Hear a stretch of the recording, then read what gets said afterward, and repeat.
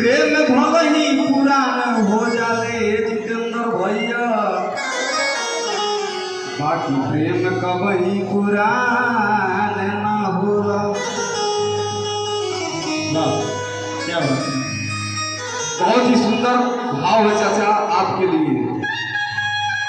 एक पत्नी अपने पति से क्या कह रही है? रउआ मीठी मीठी बोलिया, रउआ मीठी मीठी बोलिया, मेरा जिला गोनी यवा गुटा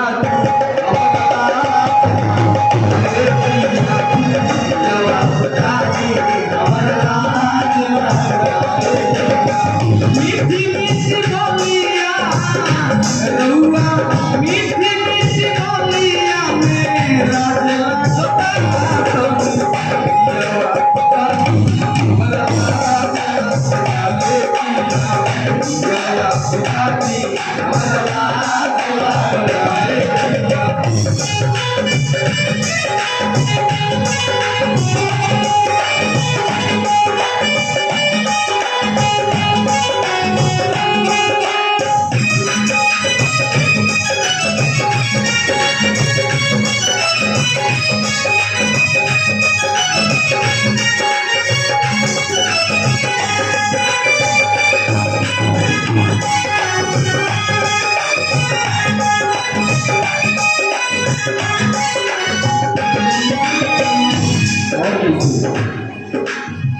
सारी सारी रतिया जलवला पतिया, सास रोजगारी सालवानी पिया।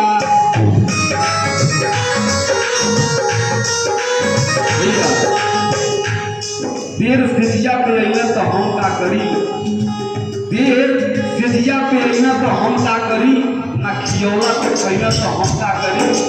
उनके खातिर हम उपास रही, जब गोनिये से खा के अइना तो हम का करी। जवन की दिया रात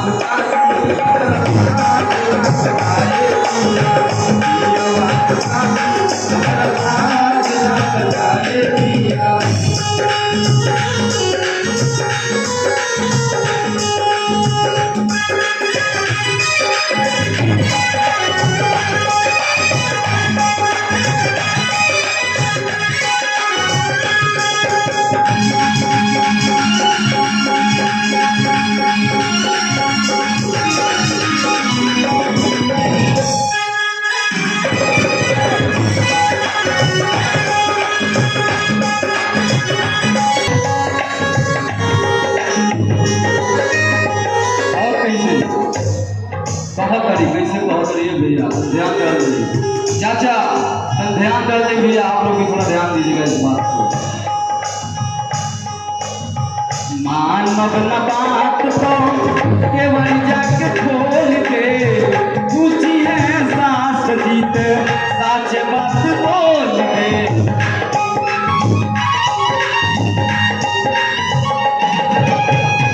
मानव न बात तो केवल जाके खोल के पूछिए सास जीत साच बात बोल के।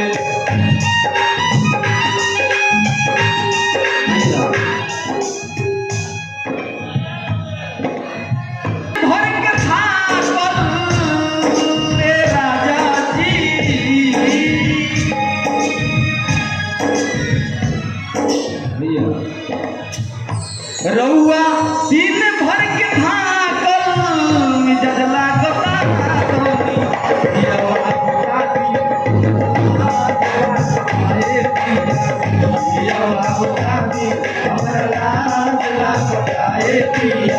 मीठी मीठी बोलिया, रउआ मीठी मीठी बोलिया, मेरा दिल गता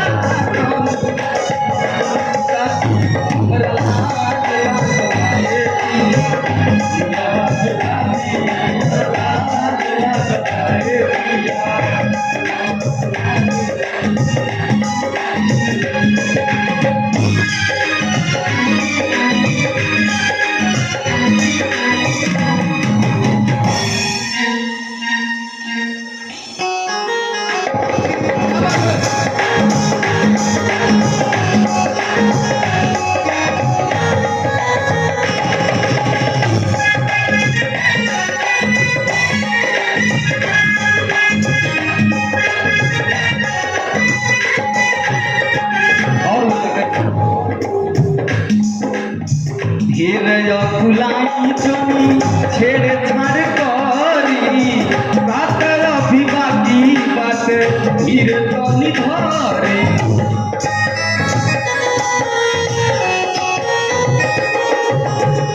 ढेर फुलाई जमी छेड़ छाड़ करी रात अभी बाकी बात धीर तनी धरे।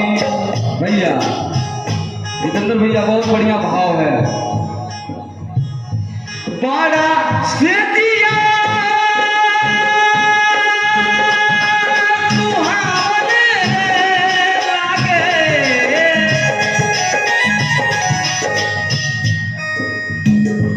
बड़ा से दिया सुहावने आजू भरे लागता तनी पिया वाला हमरा लाज लागता रे पिया वाला हमरा लाज लागता रे पिया वाला हमरा लाज लागता रे पिया।